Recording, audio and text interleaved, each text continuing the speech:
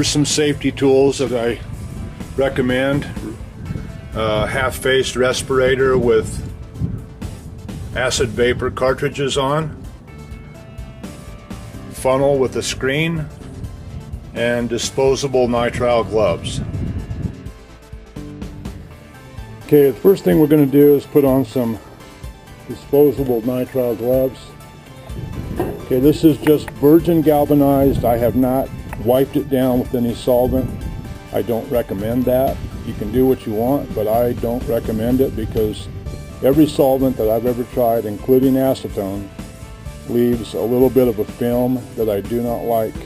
The muriatic acid will cut through anything that's on there, and the patinas that you see over here, they will not work. They will have little to no effect on this galvanization.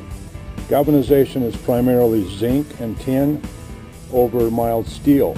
We've got to get rid of some of that zinc and tin for the patina and the chemical reaction with these patinas to work.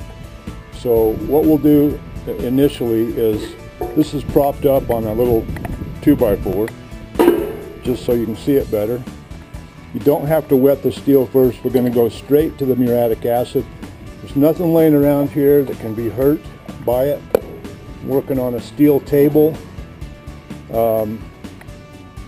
Wind is coming from my right across, and I'm not going to be breathing much of it, but I want to get like a kind of an interesting pattern, so I'll put some in the middle, and you can see it boiling, bubbling, doing its thing, but I want to give it some character. So I'm going to let it eat in a random pattern. You can see where I first put it on, it's completely taken off the galvanization. It's starting to take it off right there, so we'll just help it out a little bit.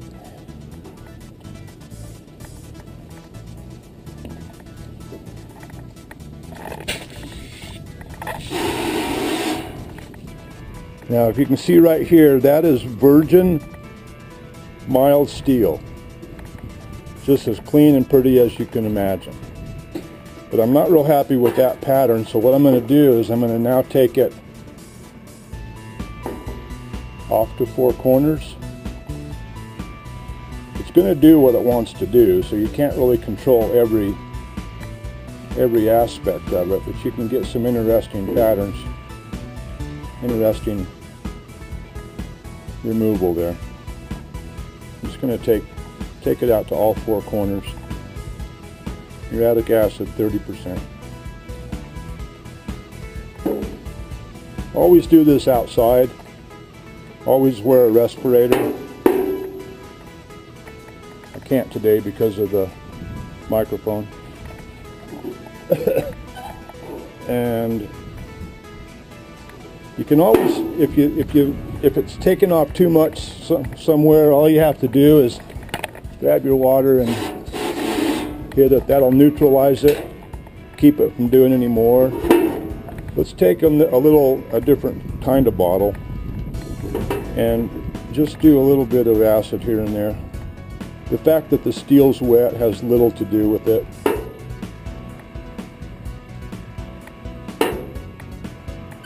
I'm just going to eat that off.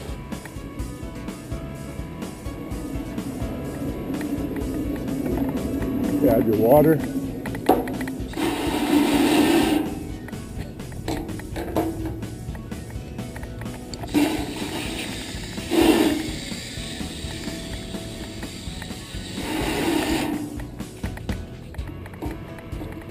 Not real happy with that pattern. What I'm going to do now is use a spray bottle, chemical resistant top that I use for all my patinas. All the patinas I sell come with this top.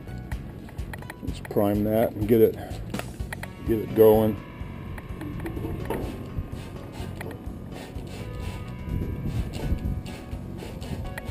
I don't want to take it all off. I just want to give it the appearance of being worn.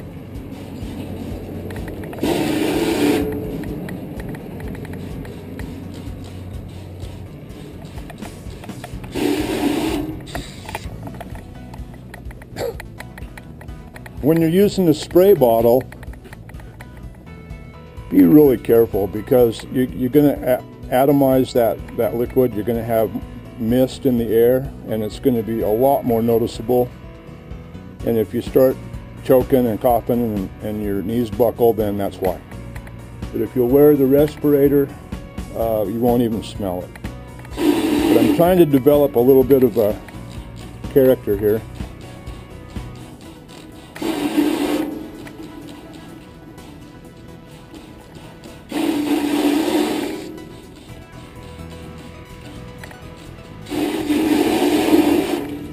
Okay, now let's lay that flat, because I want some of this burn, some of this muriatic acid burn to be on the edge.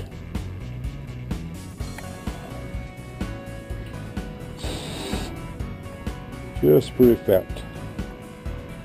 Just letting a little bit out of this wash bottle until it eats off that tin.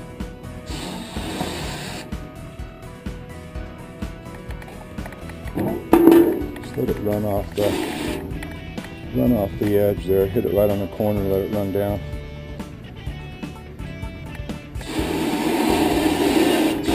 Okay, there is 117 million ways you can approach this. You can come up with all kinds of patterns, combinations of different patinas, but the whole trick that I'm trying to show here in this short video is that the zinc and the tin have to be compromised. They have to come off at least partially. You'll see here where part of it's off and there's still a little bit showing. Those areas will take color, but not as well as this virgin steel that I'm pointing to right here. That's going to take the patina really well. So we'll rinse that down, and we'll go straight to copper. We'll just give that a quick spritz of copper.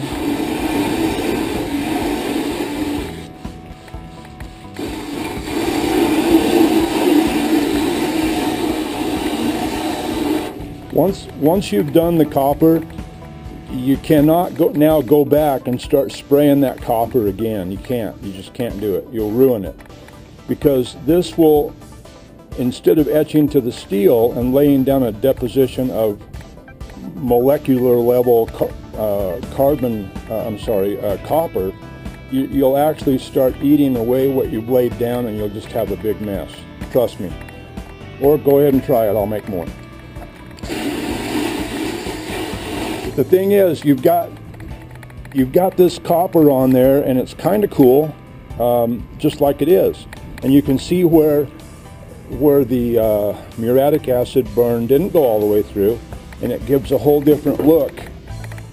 It gives a whole different look to the areas that are a little less etched with muriatic acid. You can leave it like that. That's pretty dang cool looking.